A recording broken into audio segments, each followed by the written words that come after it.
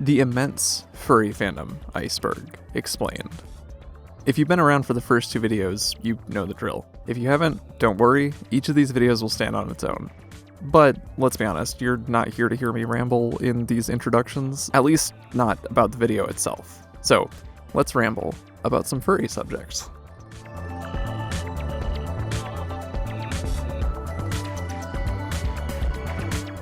Illegal Protogen. The illegal protogen is a meme based around the concept that protogens, as with many original species, have rules for creating individuals. The illegal part comes from the humor that some find in breaking those rules, specifically for protogens. This is likely thanks to the popularity of the protogen over the last several years, as well as the idea that a blacklist exists for people who create protogens which violate the rules for the species. On Twitter, the species creator Cool Koinu mentioned back in 2020 that said blacklist doesn't exist and is simply a rumor, to which an archival link was posted from 2 years prior, which showed a blacklist on the site protogens.xyz. Cool Koinu responded stating that they did not agree with the creation of a list like this, and that they did not maintain the site on which the blacklist was hosted. What's more, when you look at the reason for the bans listed, none of them have to do with violating the rules for protogens. The closest thing is people violating Primogen TOS, which is a whole beast in and of itself, thanks to them being their own species with more strict rules than protogens. All of this to say, the illegal protogen is a meme based on either misunderstandings of the messy history of the species, or poking fun at the idea of any original species having strict rules in the first place. Animal Crossing. Animal Crossing, known in Japan as Dobutsu no Mori, or Animal Forest, is a life simulation series of games released exclusively on Nintendo consoles since 2001. Beginning that year with the base title for the Nintendo 64, the franchise expanded outside of Japan in 2002, with an enhanced version of the base game for the GameCube. Since then, each Nintendo console has seen a new release, in addition to mobile games. Animal Crossing is notable as a perhaps more niche introduction to anthropomorphics, thanks to the fact that everyone in the game besides the player character is an anthro-animal. In virtually every game, players are thrown into, essentially, mortgage jail by Tanuki mob boss Tom Nook, and forced to work to pay off their dwelling, only to have it upgraded over and over, meaning you get caught in this Tanuki capitalist nightmare loop. To make money, or to ignore your debt entirely, players can go fishing, bug catching, fossil digging, gift giving, and more. Animal Crossing is known popularly as a very cozy series, with the latest entry, New Horizons, becoming something of a comfort game for a lot of people, given its release in late March 2020, right when a lot of people were asked to spend more time at home. Animal Crossing is another one of those pieces of media that normies and furries alike appreciate and can easily open the door to the fandom. Uncle Kage. Uncle Kage, aka Kagemushi Goro, a pun that literally means cockroach samurai, but sounds similar to Kagemusha, itself meaning shadow warrior and the name of one of Akira Kurosawa's samurai films, which Uncle Kage considers a masterpiece, is arguably one of the most recognizable people in the furry fandom today. Uncle Kage was kind enough to give me an interview regarding his history with the fandom, which severely helped with this section. Uncle Kage was introduced to the fandom in 1989, at Boston Worldcon, thanks to Jim Grote. He looked for Usenet groups after the fact, and began interacting with the community, as small as it was back then. He joined Furry Muck in 1991, which we'll talk about later, after meeting a local furry during his postdoctoral assignment at the University of Chicago. He started out using university terminals to log on to Furry Muck, but was given a terminal by a peer and bought a modem so that he could connect from his apartment. Uncle Kage settled on a cockroach as his persona after going through a field guide multiple times with no luck in terms of connecting with any of the animals that he saw there. It was only after he was presented with a cockroach which scuttled onto his computer monitor and flexed at him that he took note. He thought about how this little guy had the guts of a samurai, and adopted the Sona in Furry Muck, and at the same time, outside of it. He began attending conventions in 1992, with Conference 3 being his first, and he's remained an active member of the fandom, attending about 9 to 12 conventions a year by his estimation, though most of his image has shifted from a roach to a lab coat wearing boy. He was given the moniker Uncle at Conference 6 in 1995 when he gathered a crowd while telling a story. Colin Crisanti, sitting next to him, tugged on his already staple lab coat and said, "Tell us another story, Uncle Kage." Since then, Uncle Kage's Story Hour, during which he relays anecdotes about daily life and work as a scientist, has remained popular, with Uncle Kage providing performances at many conventions which he attends, including the first Furality, which we talked about on Layer 2. The first 3 Uncle Kage Story Hours were held in the conference lobby, then at Albany Anthrocon in 1997, where he was given a small room with about a dozen chairs, a room which was immediately overstuffed, leading to the event being moved to the pool area of the hotel. He was the guest of honor at Albany Anthrocon 1998, then given a proper stage for his Story Hour at Anthrocon 1999. Also of note for Uncle Kage are his activities as an auctioneer, particularly at furry conventions. This began with an incident in 1998 at Albany Anthrocon when the auctioneer on duty seemed a bit taken aback by the event, to which Uncle Kage offered his services. He hadn't done anything like this prior, and he was kind of a natural at it. So he's continued as a charity auctioneer since, mostly at FurCons, but sometimes outside of them. In 1998, he ended up being put on the Anthrocon mailing list, and was turned to more and more for advice by staff given his convention knowledge. He became the chair of Anthrocon in 1999, and has served as the chairman of Anthrocon since, moving the convention from Albany, New York, to Valley Forge, Pennsylvania, and then to Philadelphia, Pennsylvania. The convention quickly expanded over the years, becoming, for quite some time, the largest FurCon in the world. Uncle Kage is notable for his contributions to organizing in the fandom, as well as being a doctorate in chemistry, and a face for the fandom, advising many times on how to interact with normies and make furry not seem like just some weird sex thing. Scaleys. Scaley is the term for furry fans who prefer to represent themselves as reptiles or amphibians. It can be spelled either way as seen on screen. The term has existed since at least the summer of 1997, with users on the Usenet group alt.fan.furry describing themselves as Scalies when talking about Beast Wars, furry plushies, and someone using a signature describing themselves as an urban fairy dragon Scaley. It's similar to the early usage of the term furry. Wikifur claims that Scaley was used originally to describe characters rather than those who were fans of those characters. And people don't seem to really split hairs about how amphibians don't have scales but are considered scaly, but maybe that's a conversation going on behind closed doors of which I'm unaware. If you've ever considered yourself interested in specifically anthroherpetological characters, congrats, you're probably a Scaley. Avians. And just like the term scaly relates to reptiles and amphibians, an avian is a furry fan with a specific interest in bird characters. They're sometimes known as featheries, but avian definitely seems to be the more popular term. This term seems a little more mysterious in terms of origin. While vanilla furries are the most common, and scalies are likely the most common subset, avians are definitely out there. So, again, if you're just really into birds, congrats, you're likely an avian. And if you're unaware of avians, they do exist. Dust, an Elysian Tale. Dust, an Elysian Tale is a 2012 video game released initially on Xbox Live Arcade, and then later on Windows, Linux, OS X, PS4, iOS, and Nintendo Switch. It was co-written and designed by Dean Dodrell, co-written with Alex Kane and designed solely by Dodrell, as in exclusively.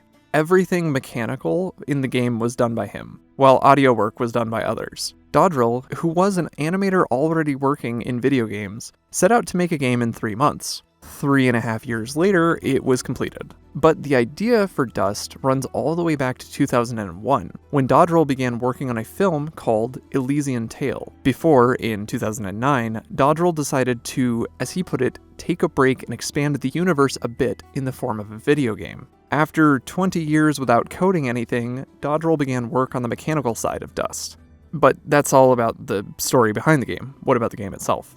Dust relates to furry because it's an anthro story centered around a character named Dust and his Nimbat sidekick, Fidget, who guards the ancient sword which Dust wields. It's a Metroidvania-style game in a fairly open world with responsive combat. It's one of those examples of video games that aren't explicitly furry, but which can definitely serve as an intro to the fandom. Or a title which normies might claim isn't furry because it's just too good to be furry, right? Usagi Yojimbo. Usagi Yojimbo is a comic book created by Stan Sakai set in Edo, Japan, which was, if you don't know, the final samurai era, which has been running since 1984. According to the website for the comic, it's one of the longest-running independent serialized comics. As with Uncle Kage, the name is drawn from an Akira Kurosawa film, this time Yojimbo. Originally, it was based on the life of Miyamoto Musashi, one of the most famous samurai in history, and over time it morphed into an anthro story. In fact, it was first published in Albedo Anthropomorphics, which... more on that later. And later in Critters, before it debuted as a standalone book in 1987. So, from the beginning, its links to the furry fandom were pretty strong. It's overlapped with other works, namely Teenage Mutant Ninja Turtles, over the years. Usagi Yojimbo has also spun off into a tabletop RPG in the 1990s and the 2000s, as well as a Commodore 64 game in 1988. The author, Stan Sakai, a Japanese-American artist, says he started with an art degree in drawing and painting, and did freelance work in Hawaii initially. He moved to California and then heard about Albedo Anthropomorphics, to which he submitted stories, at which point Usagi Yojimbo was published. For about 40 years since, Usagi Yojimbo has remained relevant and popular. Though Mr. Sakai himself is not a furry, and though he does not see the title as explicitly a furry title, it has remained popular with furries and normies alike. Moms of Furries. The Moms of Furries are a pair of mothers, Carrie and Joelle, who host events, a podcast, a YouTube channel, and more for the sake of educating parents on the furry fandom. Once again, this is another example where the subject of the entry provided an interview for me, which helped immensely. Carrie and Joelle said that they were inspired by their teen kids wanting to attend a furry con, and not knowing what that was at the time that the subject came up. Their teen kids were in school together, which is how Carrie and Joelle met a few months before the convention in 2018. As they learned more about furry, they realized how much was misunderstood, and this led to them wanting to help other parents in their position understand what the fandom was about. In the process, they were very well received by the fandom, which they say they didn't really expect. They created their YouTube channel in 2018 after taking their kids to Further Confusion in San Jose, California, and have since expanded to other social media, namely a podcast, as one of them moved out of the area, so filming videos together got more difficult. They're also notable for their presence in convention spaces, where they run what they call a Young Furry Chill Space, where they help with DIY badge making and other activities at no cost to congoers.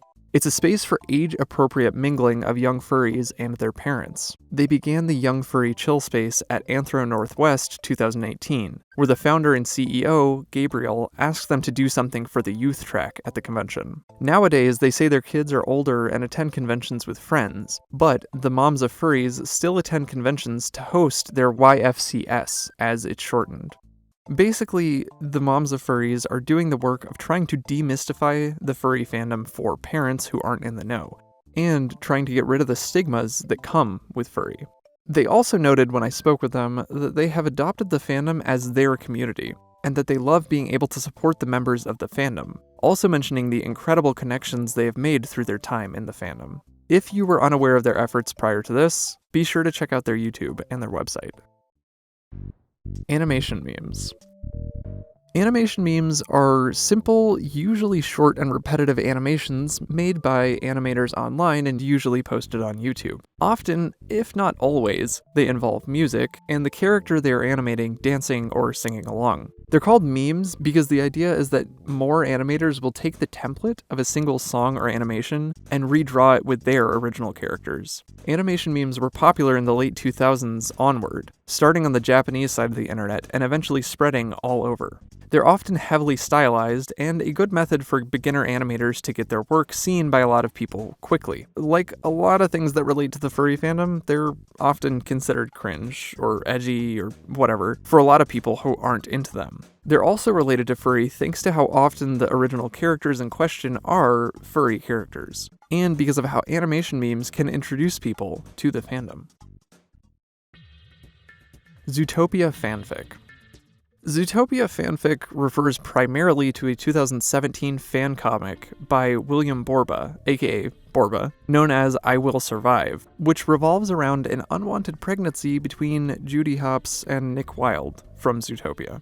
It was released in the summer of that year and exploded later in the year when people on social media took note of the comic and started posting about the quote-unquote Zootopia pro-life comic. Basically, it became a meme because of how out of left field this kind of thing is. It was highly controversial due to its contents and reception. It increased in popularity again the following year. Also though, this entry name could refer to some of Borba's other works, including 2021's Never Say Goodbye, which recreated the assassination of John F. Kennedy in the Zootopia universe? In fact, Never Say Goodbye is the third in a trilogy, with the second being Born to Be Alive, which itself picks up a year after the initial comic. Supposedly, Borba mentioned that the original comic was intended to show how an OTP, or one true pairing, can disintegrate with enough stress. Borba himself is a professional artist working in Brazil, whose work expands far, far beyond this trilogy of comics, but whose status online is primarily dominated by them. PhiPaw.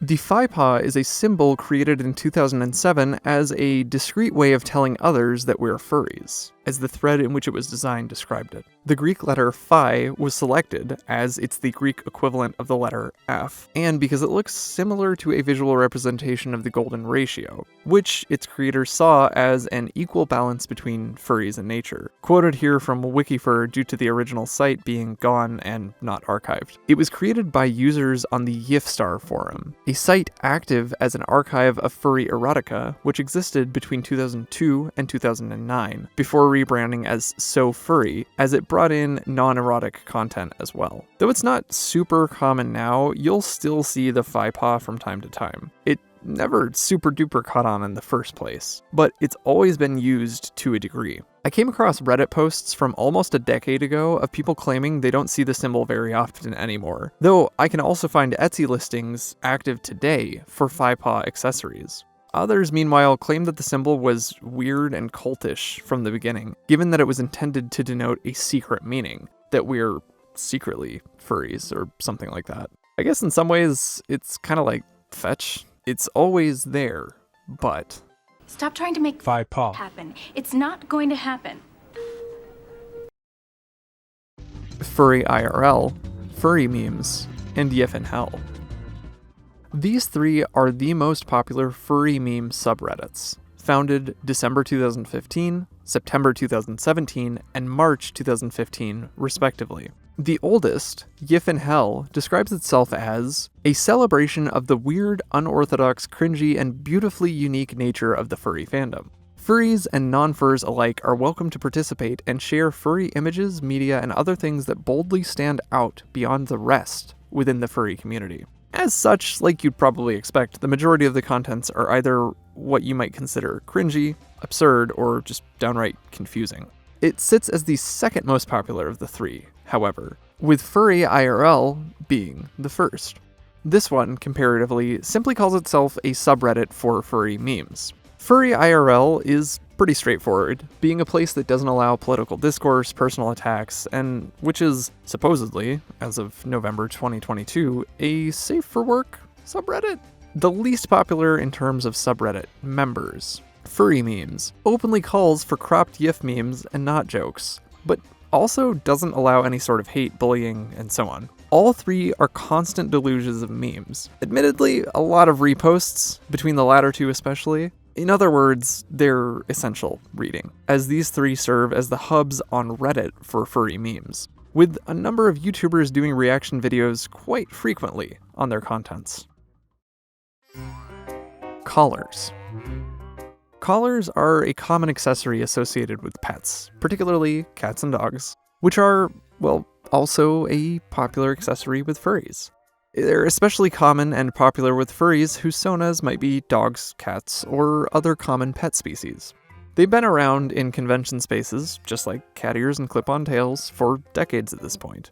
And just like a lot of those other types of accessories, they may be indicative that one is a furry, or just a kinky or both. Kemono. Kemono is a term which relates to the Japanese flavor of anthropomorphics. It's literally the Japanese term for beast. If you'll recall, kemono mimi meant humans with animal ears. As with the difference in American and Japanese cartoons and animation in general, kemono is noted for having a very distinct style from most other popular forms of anthropomorphics. Many kemono fanzines have existed over the years, just like English language publications in the fandom, which is a whole topic in and of itself that we'll be getting to later. As with many cultures that have a significant amount of recorded history, anthropomorphic animals have existed in Japanese art for centuries at this point, with the style properly called kemono coming to be in the latter half of the 20th century, with much of the influence coming from post-World War II Japanese animation. However, as with any style, the specifics vary from artist to artist, and kemono is more an overarching movement coming out of Japan rather than an exact scientific style.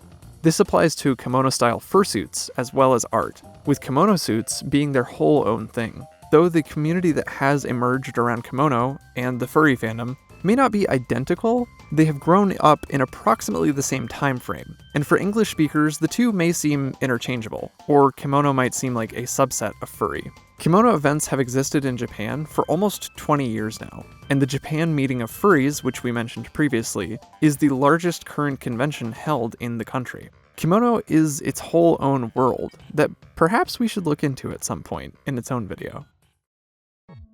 Dino masks. Dino masks, or raptor masks, are technically a children's toy item, which were first released thanks to the film Jurassic World in 2015, and have been produced over and over since then, especially with the release of each new Jurassic World movie. As they are technically toys, they're super cheap and easily affordable. In other words, they're super cheap fursuit heads, which are easily accessible to younger people, since they're available at most department stores, at least every couple of years. They're super popular on social media, specifically TikTok, where people will deck them out in all kind of mods, with paint and feathers and so on. Some people even go a step beyond and build fur-covered backs to the heads, fully enclosing them, as an entire fursuit head, basically. Oftentimes on social media, they're accompanied with partial suits as well. Not to mention that they're articulated, meaning that they're actually pretty high quality for how cheap they are. Funny animals. Funny animal was the original term in the furry fandom for anthropomorphic animals. In fact, some of the people I've spoken to for this project, who have been in the fandom since its inception, still use this term to describe anthropomorphic animals to this day. This term has been used in the fandom since at least the late 70s, but by the time of Usenet and the internet, the popular term had almost completely shifted to furry, or anthro, rather than funny animal. The term is likely derived from how many of the anthro characters present at the time of the fandom's inception were seen in comedic scenarios, within cartoons and comics. Though, it is important to note that just because a character is a funny animal doesn't mean that they can't be in serious situations. Changed. Changed is the first game released by Dragon Snow, a dragon furry based in China. It's a super difficult puzzle game built in RPG Maker VX, which centers around the last known human waking up in a lab filled with latex monsters. If the player character makes contact with any of them, they will be transferred, meaning they'll be transformed into a hybrid creature with the latex monster. The game is notable not just for being a super difficult game based around transformation, but also because of the only other character you speak with, Puro, a latex monster who has taught himself to read and speak, and who is undeniably a good boy. I reached out to Dragon Snow, who was gracious enough to discuss the game's development with me, and he said that the game was inspired by Japanese horror games like Ib and Yumeniki, as well as super difficult games like I Wanna Be the Guy. Additionally, Dragon Snow was interested in TF, or transformation, prior to learning about furry, and he said that this game was a good way to combine all three of these interests: RPG Maker games, difficult games, and TF. The game took about a half a year to develop, which Dragon Snow did solely, with the game's soundtrack composed by Shizi. Dragon Snow was introduced to transformation through a small TF discussion forum, at which point he says he fell in love with the idea of TF, like with werewolves. A few years later, Dragon Snow discovered Furry. Dragon Snow also explained that he made several smaller games before Changed, but that he considered those more of an attempt to learn how to develop games, and says that as a result, they're not fun. Well, it's been about 5 years since the release of Changed. Dragon Snow concluded our conversation saying that a demo for his follow-up game, Silenced, will be available soon on Steam. Changed is notable in the furry fandom because of how popular the game, and namely Puro, are within the fandom. Let's Plays of the game and fan art remain super popular to this day. Femboys. Femboys are boys who are feminine in their gender presentation. It's a concept as old as time, you might say. It's also a concept which has existed online for a decade or so now, which only increases in popularity as the months and years go on. In recent years, especially since 2020, femboys have entered the mainstream public space of various social media sites, providing a welcome shift to the gender paradigm that a lot of people assume is rigid and, inborn or something. Femboys are popular in furry because of the freedom of personal expression that furry in general provides, as well as several memes that have become pretty popular in the last few years. The knot. The knot refers to an anatomical phenomenon that occurs within canids while mating. It's basically why, after the conclusion of mating, two canids will get kind of stuck together. This is relevant in the case of furry because of the popularity of this phenomenon in YIF art and roleplay. You'll see this phrase as a common joke among furries, and a common point of groaning and complaining among furries who have been in the fandom for longer. Basically, joking about the word knot is kind of like a fart joke. It's never funny to some people think it's funny and then grow out of it, and some people always think they're funny. Which, for the record, fart jokes are always funny. E621. E621 is an image board which houses perhaps the most visual erotic furry content on the internet, or at least it is one of the two most popular such sites.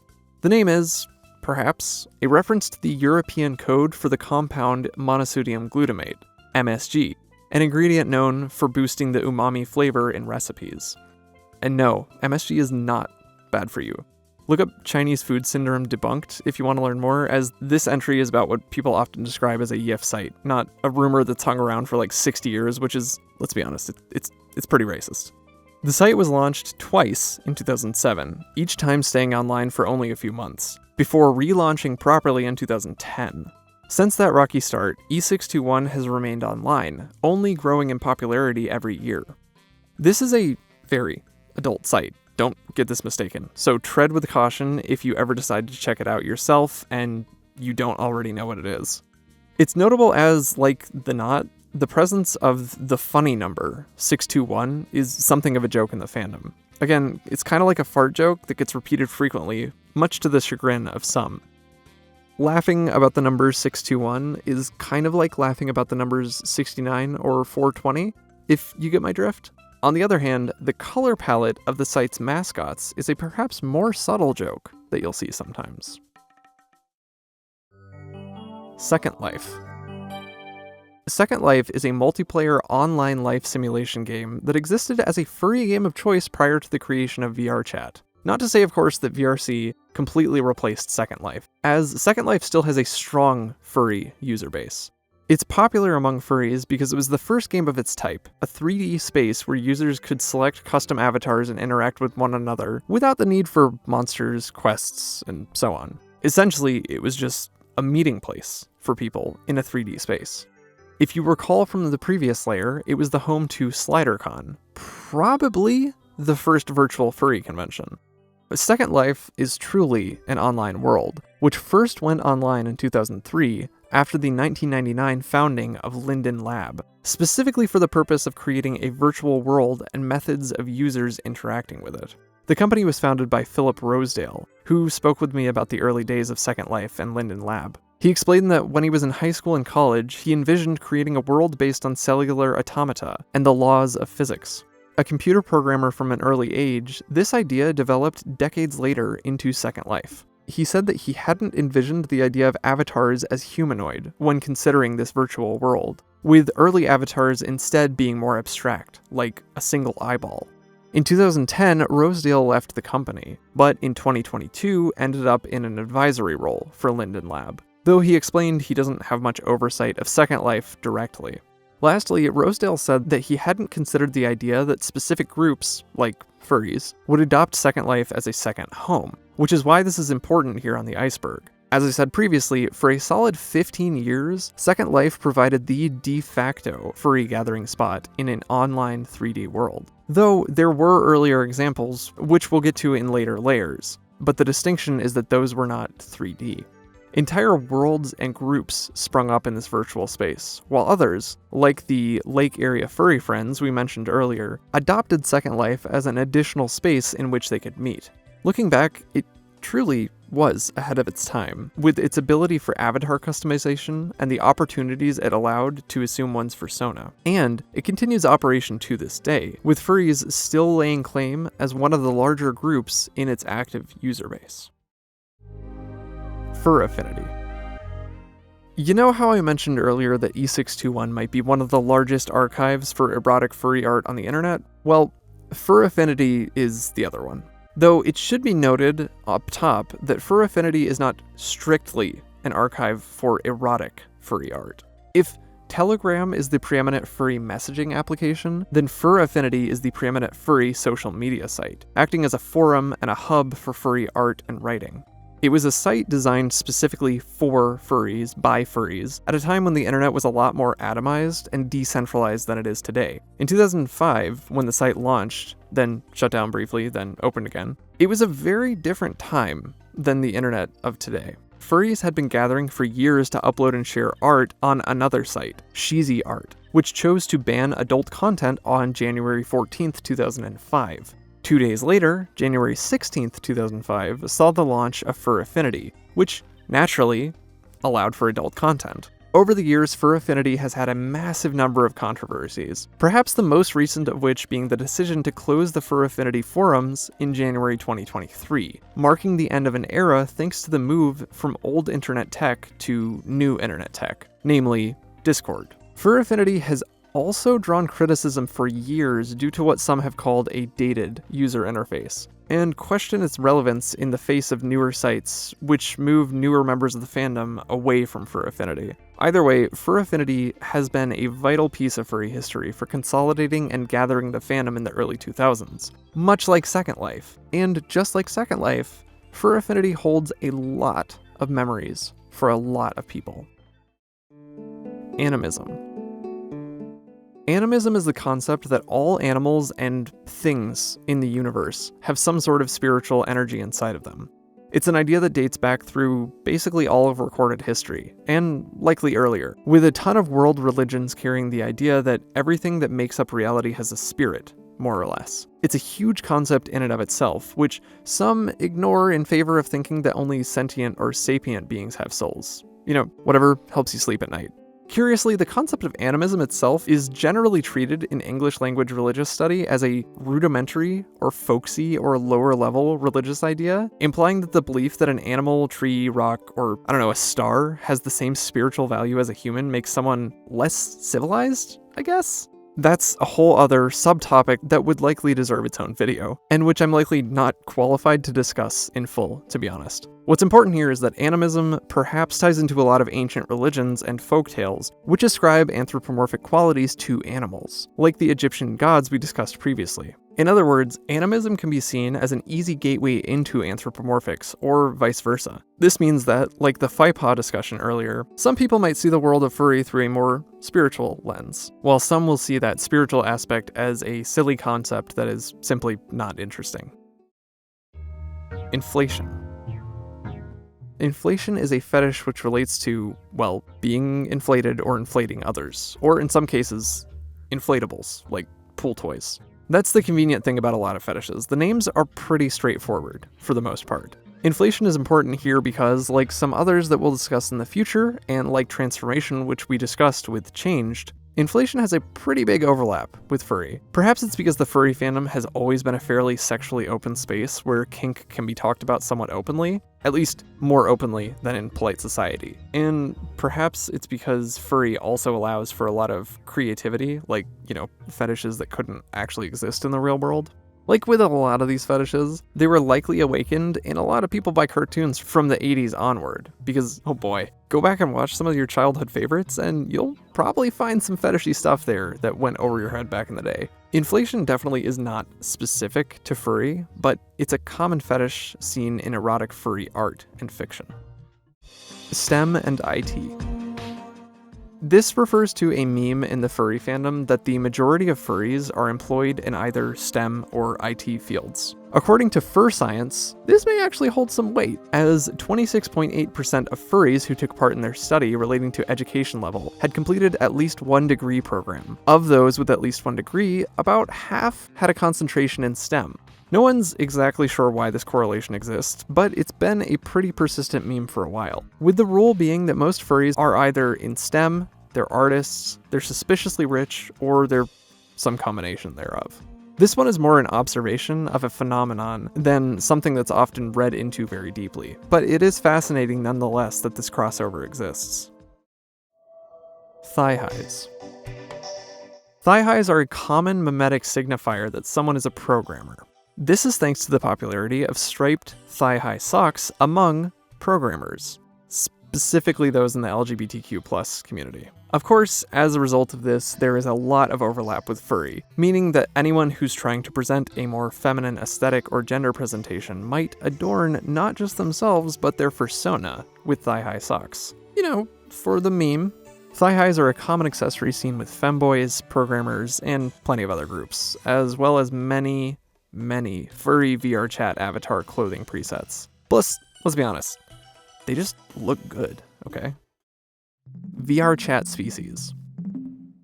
VRChat species refer to species designed for or inspired by VRChat. We've already talked about one, perhaps the most famous, the Tatum, which originated in VRChat and later made the leap to other corners of the internet. Rexium are the other perhaps most common furry avatar type that users will see in VRChat. They were created originally by Rosillo Riker. Rexium are quite often retextured to match people's personas, with plenty more diverse textures of them available. According to Rosillo, Rexes, as their name is often shortened, have a name meaning king caretaker, and stand about 7 feet in height, meaning they're big daddies, basically. There are certainly other original species which originate in VRChat, but the Tatum and the Rex are the two most popular examples as of right now. This is indicative of VRChat's impact on the furry fandom, with people adopting these new species wholesale. Avali. Avali are an original species created by Ryujin Zero. Avali are another super popular species in VRChat, though notably they did not originate there. Instead, they began in the game Spore back in 2009, when they were known as Lubati. At that time, Ryujin created a custom campaign for this new species. Avali got more popular a bit later with a mod for the Chucklefish game Starbound, which Ryujin Zero describes in the original mod post as nomadic space raptors. Over time, Avali have moved off that platform, namely after some controversy where someone at Chucklefish approached Ryujin about acquiring the Avali IP and then not offering monetary compensation for it. After this incident, she initially allowed Avali to be used with certain limitations, but in late 2021, Ryujin rewrote the rights for Avali and placed them in Creative Commons by SA, allowing for any sort of monetary gain from the Avali IP so long as she is credited. Where Rexes are big daddies, Avali are inherently just little guys, who are popular among people who just want to be little guys. As with many original species, Avali have a lot of lore and world building based around the species. What makes them unique is that they've been in existence since the late 2000s and have been introduced to a number of different games through mods. Also, if you want to learn more, check out the linked video by Brown Fox Warrior, which goes way further into the full history of the species. Sergals. Sergals are another quite popular original species. This one designed by Mick Ono, the creator of the universe Villis. Another individual, Kiki CR, was the producer, supervisor, and co-author of Villis between 2014 and 2020, with the Villis wiki claiming that Kiki worked on lore for the universe. An official manga has been running on the Villis site since 2020, with official reference sheets for Sergals and another Villis species, the Nevrian, released in 2017 and 2022, respectively. While you might not see a ton of people adopting Sergal personas, they are popular, and certainly striking, thanks to their angular, shark-human type faces. They're definitely a notable species thanks to the striking art style of Mick Ono, the consistent designer and artist for Villis. Dutch Angel Dragons. Dutch angel dragons are another extremely popular original species, which is open, meaning anyone can make a Dutch angel dragon, or DAD, as long as they follow some basic rules. The species was conceptualized in 2009 by Eno89777, creator of the character Telephone, the first DAD.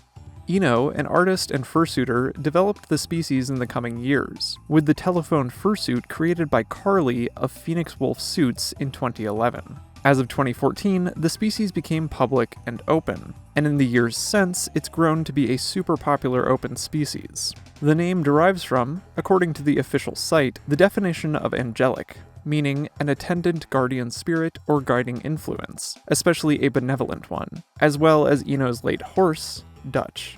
Dutch angel dragons are known as warm-hearted, playful creatures, which have remained a popular option for furries looking for a unique species to adopt. Vore. Vore is another common fetish in erotic furry art. It is, in simplest terms, a paraphilia related to either eating or being eaten by another creature, typically in one's entirety. As with inflation and other fetishes mentioned here, Vore is not exclusive to furry, but is popular in furry and common in furry art. In fact, it's so popular and common that Wikifur lists a pretty lengthy number of subtypes of Vore, which you can peruse in your own time. As we may eventually get monetization on this channel, and I don't want to immediately risk that right now. Vore is so popular and common, in fact, that a lot of furry roleplay spaces will have dedicated areas for it, and furries may have a very specific type of Vore, like in the list above, that they're into. Lastly, Vore is important as arguably the third fart joke that older furries scoff at, and younger furries find hilarious, along with E621 and the Knot. This one's pretty straightforward though. You like the idea of being eaten or consuming someone else? Well, congrats. You're probably into Vore. Tony the Tiger blocks furries. You might have noticed this one in the banner for our yiffinhell above, as when this happened, it was a pretty big deal. Long story short is that back in the early 2010s, Tony the Tiger, the mascot for the cereal Frosted Flakes, was given his own Twitter account. In late 2015, it was noted that furries kept sending Tony some unsavory messages, even publicly. This continued in the coming months until things came to a head on January 26th, 2016, when Tony began blocking other users. This spiraled into a torrent of drama, as furries migrated to Chester Cheetah's account, where they were welcomed with open arms, and because Kellogg's, the owners of Frosted Flakes, did not respond publicly until the following day, where they doubled down on their right to block, quote, individuals who post offensive content, as they called them. The same day, Tony asked that people keep things safe for work in his replies, as kids, or cubs as he said, may be watching. A few years later, the Twitter account was renamed from Real Tony Tiger to Frosted_Flakes, with Kellogg's explaining that they wanted to use the account to focus more on brand news rather than using it for a personality.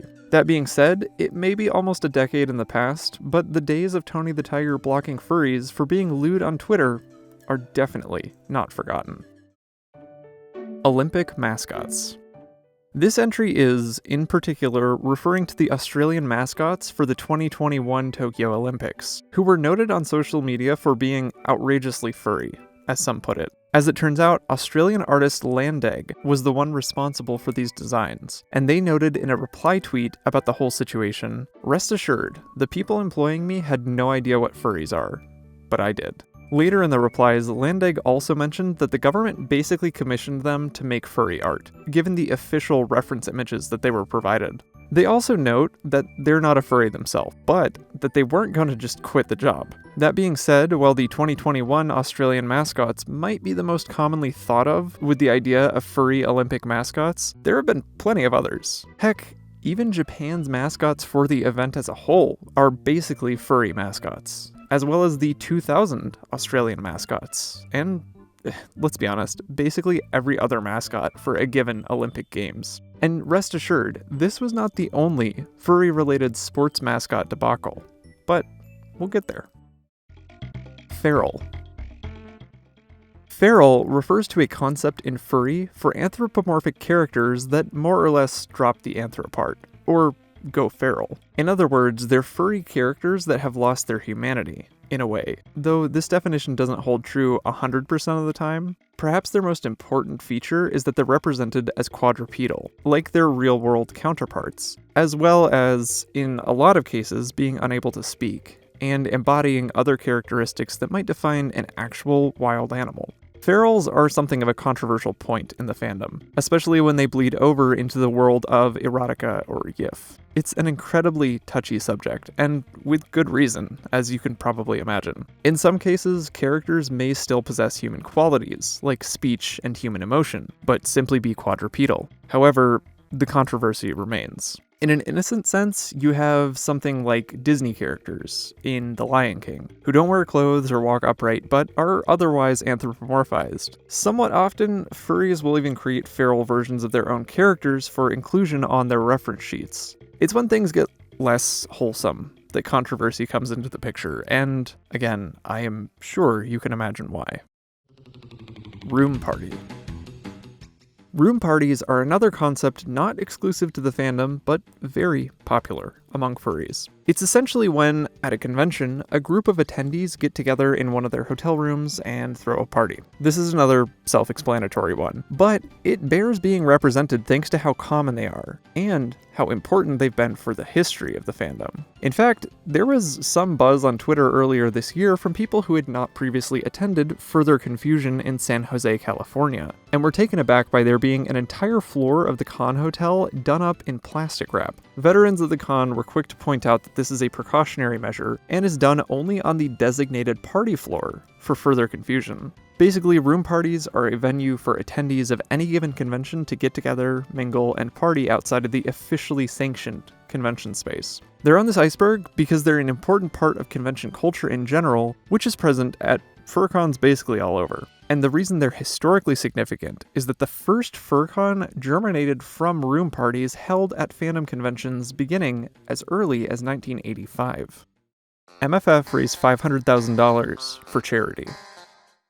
As we've discussed previously, charity events are common at furry conventions, with perhaps the most prominent example being the largest furcon in the world, Midwest Furfest. This figure, often cited online, is actually outdated, however, with MFF's record on their charitable history page actually totaling up to $831,548. At the top of the page, they mention the fandom's history of charity, and how the fandom has raised over $3 million for charitable efforts in the past 35 years. By that count, MFF accounts for almost a third of the fandom's charitable efforts. In fact, though the chart hasn't been updated since 2017, Wikifur lists cumulative charitable donations for the fandom, which were regularly over $250,000 annually by 2016. A lot of these funds are raised through charity auctions, a common event at furcons, though of course other means are used to accumulate such large sums. This talking point should probably be updated before long to account for the figure being almost double what it was a few years back.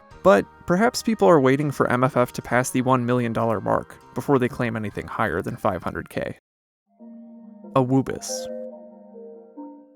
The name Awoobis is a play on Anubis, the Egyptian god of the dead, who many furries consider pretty dang hot. Really, this is more of a meme than anything. As one Reddit user claims, Awoobis is basically the patron saint of furries, which, yeah, I'm cool with that. The first part of this made-up name, Awoo, comes from the common onomatopoeia for how canids howl, which could be used either to say that Anubis is hot, in that he makes people go awoo, or that he's, a jackal, so he goes awoo. Also, Awoobis is the name of a Reddit user who's often summoned when Awoobis is brought up. It's kind of a deep-cut niche meme, but it's a keeper.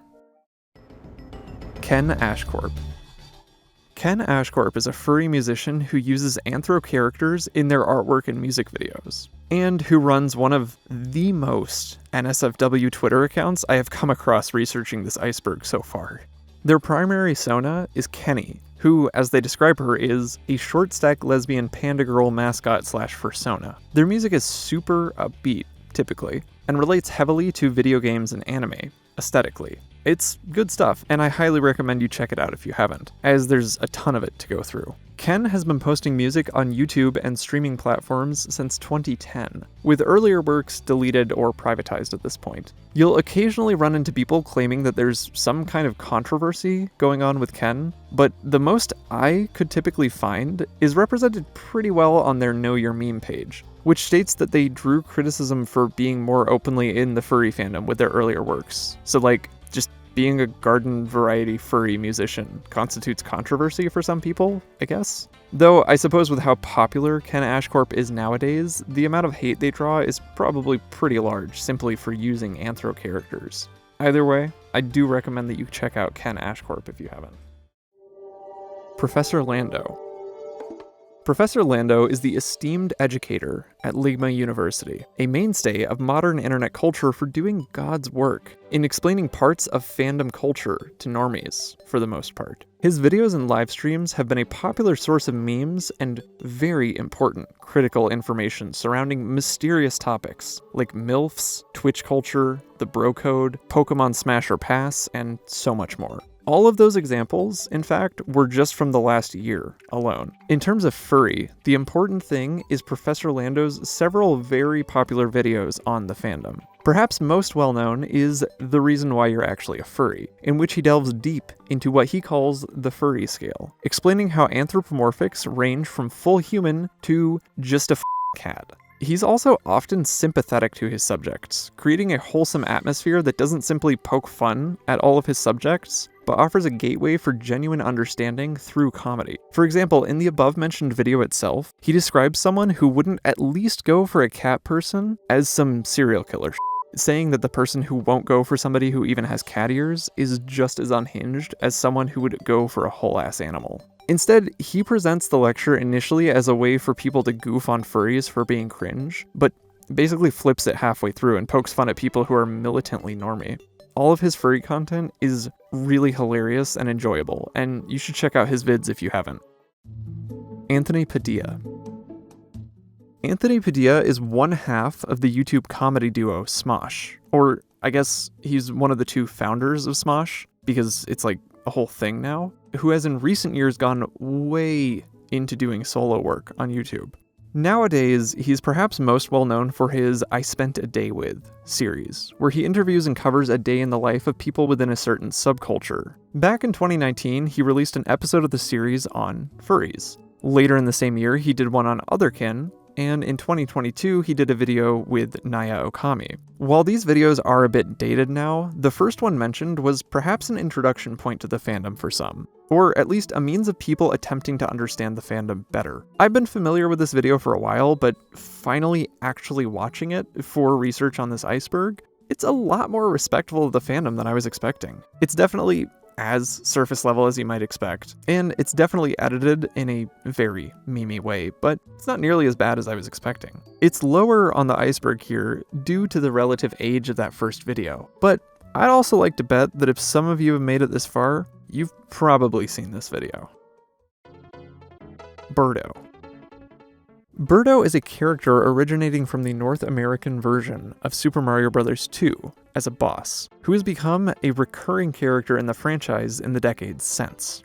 Birdo is a dinosaur who remains an important member of the Mario canon, but who is also notable as a member of the trans community. That's right, the English manual for Super Mario Bros. 2 discusses, in very archaic, pejorative terms, how Birdo is trans. While that was likely an attempt at a joke, or an affect for the sake of shock, a lot of people in more recent years have adopted Birdo as a trans icon.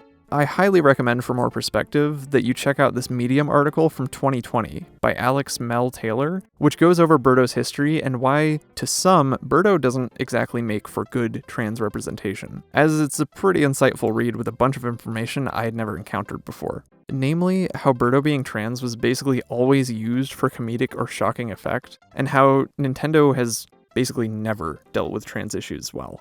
Regardless of what some might think, like I said, a lot of people have adopted Birdo as a trans icon, which in my opinion definitely takes the piss out of the supposed joke being played here. Otis. Similar to Birdo, Otis is a fictional character who provided some unexpected trans representation. But kind of from the opposite angle. Otis is the main character of the 2006 film Barnyard, as well as the 2007 to 2011 series Back to the Barnyard. This time around, however, Otis being trans is handled directly within the work itself, not in peripheral material, like Birdo being confirmed as trans in a game manual. This is because Otis has udders, but is a male. In this case, Otis's treatment by his creator and the works in which he appears is a lot more wholesome than Birdo's. So yeah, you might have grown up with Barnyard and Back to the Barnyard and not realized at the time, but Otis is trans, which is base. Aggretusko. Aggretusko is the 2018 to 2023 Netflix series developed by Sanrio and headed by Rarecho. Yes, as in the Hello Kitty company, Sanrio. Though that's a bit reductive, as Sanrio has done a lot more than Hello Kitty. That just happens to be their most popular property. Aggretusko originated 2 years prior to the Netflix show, with a series of 100 short animations by Sanrio and Rarecho created for TBS. What's notable is that Rarecho not only directed all of both Aggretusko series, but also provided her death metal voice. Oh, yeah, okay, about the show itself. The series follows the daily life of Retsuko, a red panda in her mid-20s who works a stressful office job, complete with gossiping coworkers, an overbearing boss, a will-they-won't-they sweetheart who is objectively the best boy. To de-stress from the doldrums of daily office life, Retsuko visits a karaoke parlor where she performs her secret passion, death metal. The series hooked a lot of people early on thanks to its blunt, unapologetic look at the realities of adult life in the 21st century. Rather than being some sort of callback to how much easier and better the 80s were or some shit like that, Aggretusko is just like, yeah, student loans suck. Nobody below the upper class gets paid enough. Our parents have some really weird opinions about our relationships and how 25 is too late to get married because we're all shriveled and dried up. The first couple of seasons generally seem like they were very, very well received. By the third and fourth season, the show had diverged pretty heavily from its original goal, introducing a number of new characters and subplots, including Retsuko becoming a part of a girl group and the office getting a new boss. By the fifth and final season, released in 2023, most of the fanbase seems to have decided that the show had fallen off. Though, looking at some other reviews, this seems to be a vocal minority who really, really hated the final season. Regardless, even if the last few seasons don't hold up, the first 2 or 3 are really good, and you should check them out if you're looking for a comedic take on a lot of subjects that 20-something targeted sitcoms tackle, but with a substantially larger sense of truth and heart. Webcomics. Webcomics are a staple of the internet, being around since, well, before the internet proper. And if we've learned anything about the histories of the internet and furry, they are directly intertwined. Given that furry is also based largely around the artistic output of the community and those that influenced its initial creation, you can likely see where this is going. Basically, webcomics have been a part of furry since, well, a year after the first known webcomic. Yeah, 1985 saw the start of Witches and Stitches by Eric Milliken, and 1986 saw the start of The Fox by Joe Ekaitis. I do apologize if I'm mispronouncing that. Some sources give The Fox the credit for being the first webcomic, but I suspect that's because Witches and Stitches no longer exists, even in an archival format, while The Fox transitioned from publication on pre-internet services to the internet proper once it launched, continuing for another few years on the web, until it ceased publication in 1998. Perhaps we'll get more into The Fox later on, but for now, let's look at the phenomenon in general. Basically, as I said, furry webcomics have been around for a long-ass time, sometimes lasting years and years on end, like the aforementioned The Fox, Sabrina Online, House Pets, Freefall, and many more. One of the more interesting examples, perhaps, is Two Kinds, a series running for almost 20 years now, written and drawn by Thomas Fischbach. Yes, that Fischbach, as in the older brother of Mark Fischbach, aka Markiplier. Two Kinds is of note given that Thomas Fischbach has stated that, once again, as is a common thing on this layer, he's not a furry himself, but that the comic was inspired by racial discrimination he experienced in grade school. Webcomics have consistently been a popular medium for furry artistic expression, with plenty of unique examples to dive into if webcomics are your speed. Lone Digger.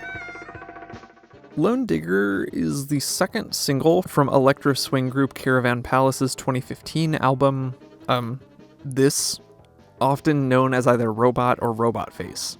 The music video for this track is known online as something of a meme due to it being populated entirely by anthro characters. In fact, the music video's YouTube upload has almost 380 million views as of this recording. This has led some, over the years, to question whether Caravan Palace are furries, with the generally agreed upon answer seeming to be that they might not be, but the music video sure as hell is. In some cases, the song has ex post facto been adopted by furries as a furry song thanks to the music video. It's a pretty neat video, and you might want to check it out if you haven't, though do be advised it's pretty graphic, both in terms of violence and erotic content. Twitter and Instagram artists. Twitter and Instagram artists are furry artists who post their work on Twitter and Instagram. We discussed earlier how two of the largest hubs for furry artwork on the internet right now are Affinity and E621. But let's be honest, the daily active user base for more general social media sites is a lot larger, probably, than either of those sites. Sure, you might get a lot of cred as a furry artist for posting on either of those other sites if you gain any sort of popularity, but you're not going to reach anyone who's not already on those sites, and who doesn't happen to stumble upon your work through the tags you use to index it, or because they already follow you. Social media sites like Twitter and Instagram, on the other hand, are designed to more or less keep you logged on and interacting as much as possible, for as many hours a day as they can. That being said, it behooves these applications to serve you up as much content they think you might enjoy as possible. It's like YouTube. If you weren't aware of my channel before, but this popped up in your recommended, it's likely that you've dealt with a lot of furry content, or iceberg content, on this site. Whether that was negative interaction or positive interaction, YouTube frankly does not care. It doesn't want to show you as much content that you'll enjoy. It wants to show you content with which you'll engage. So, if you're one of the anti-furs, like those who have popped up in the comments of my other iceberg layers, hi, welcome. I appreciate you sticking around this long, and I hope you come away from this with a better understanding of a subculture that you've put enough time and effort into hating that you've spent the last hour or so listening to me ramble about it. We're getting sidetracked. Basically, just like how this video probably got to you, unless you are already a subscriber, Twitter and Instagram are some of the most effective platforms for visual artists to grow their following and show off their portfolios given how algorithms like this work. That's to say, if you follow only furry artists and creators on either of these platforms, you've likely been served art from furry creators you've never seen before, either through recommendations from the app itself or from retweets of people you already follow. In simplest terms, while furries have their own unique niche spaces online to gather and share their works, many have adapted in the last decade or so to show off their work on larger platforms, like these, for the sake of exploiting these algorithms and growing their platforms. 80% plus LGBT plus.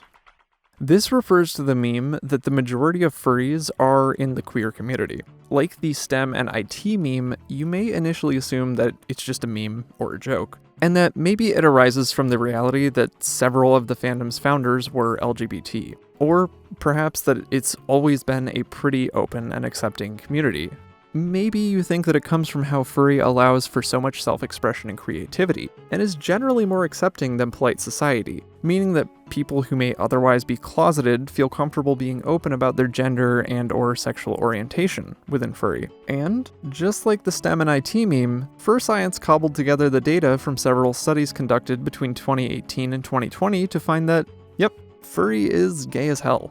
Fully about 20% of furries surveyed count themselves as straight, while 20% identify as gay, more than 25% as bisexual, and about 17% as pansexual, about 8% as asexual, and fewer than 5% each as something else or I don't know. Naturally, each survey used in this study had different results, with the most recent survey finding only 10.1% of international furries identifying as straight. So yeah, this, along with another study which examined gender identity in the fandom, will likely explain a lot of why the furry fandom has such a huge representation of queer identities, and why the fandom is generally pretty accepting of identities to which polite society might be more hostile. Furries vs. Gamers TikTok War. The Furries vs. Gamers TikTok War refers to a series of events from November 18 through early 2019. Basically, within a few months of Musical.ly being acquired by TikTok in late 2018, two groups decided to go to war over control of the new platform, furries and gamers. The conflict began when, in early November 2018, gamers began duetting furry videos for the meme. A declaration of war was issued on November 6th by gamers after furries reacted to these initial duets. Gamers began rating furry posts on TikTok, and given the disparity in the number of gamers and furries on the platform, gamers considered their offensive a success. In the end though, the whole thing honestly just seemed like a giant meme, or multiple memes, I guess, as there's an entire wiki that exists around the furry gamer war, explaining that in fact 2 wars by this name occurred back to back, followed by something called the Brony Wars, a third furry war in 2020, something called the Aubergine War, and it keeps going. According to this wiki, which admits on its front page that it's for roleplay purposes only, the war spiraled into a series of wars which have been running basically since then. It seems like for the most part, it was a big ol' meme that was intended for fun rather than as a genuine anti-furry event. And it's honestly severely underdocumented here on YouTube. Bootleg fursuits. Bootleg fursuits are generally cheaply made, somewhat shoddy fursuits made with the designs ripped off from pre-existing suits. Oftentimes these can be found on sites that you might expect, like Alibaba or AliExpress. What you might not expect is that you can also oftentimes find them on Amazon as well. Basically, a full fursuit will typically run at least a few $1,000s. So if you see something that only costs a couple $100 and it seems too good to be true, it probably is. The listings for these suits will generally just straight up use glamour shots of the originals of these suits, misrepresenting what the actual product looks like.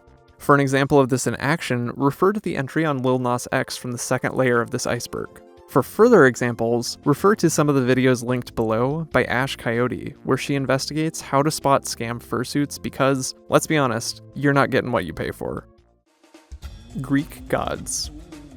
When you think of ancient gods based off of animals, many English speakers will likely be familiar with those present in the ancient Egyptian systems. What you may not be familiar with is that the Greek pantheon also features a ton of animals, both as gods and beasts. Many gods of the pantheon had animals associated with them, like the eagle or the bull for Zeus, or the owl for Athena. What English speakers may be more familiar with are the mythical beasts, who were just as much a part of this ancient mythological system. You had the Minotaur, the Gorgon, like Medusa, who we've mentioned before, the Hydra, the Chimera, the Centaur. Actually, I'm realizing a lot of these creatures have already come up on this iceberg. In other words, while you may think primarily of ancient Egypt as the epicenter of pantheistic animal lore, it was actually quite a bit more widespread than you may think.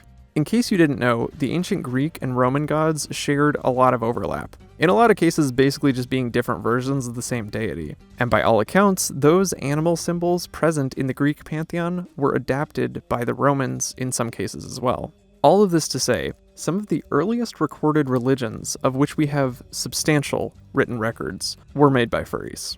Like with the Egyptian god entry, that's just kind of how it is. Furries have been around forever, anthropomorphizing animals to explain how the world works, and it's going to stay that way likely for the remainder of human history. So, that does it for layer 3 of this iceberg.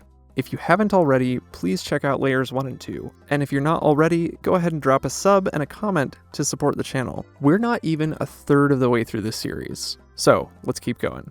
Major thanks this time around go to Uncle Kage, the Moms of Furries, Dragon Snow, and Philip Rosedale for their contributions to this layer. Their links will be in the description down below, so please go support them as well. Thank you all for watching, and I'll see you next time.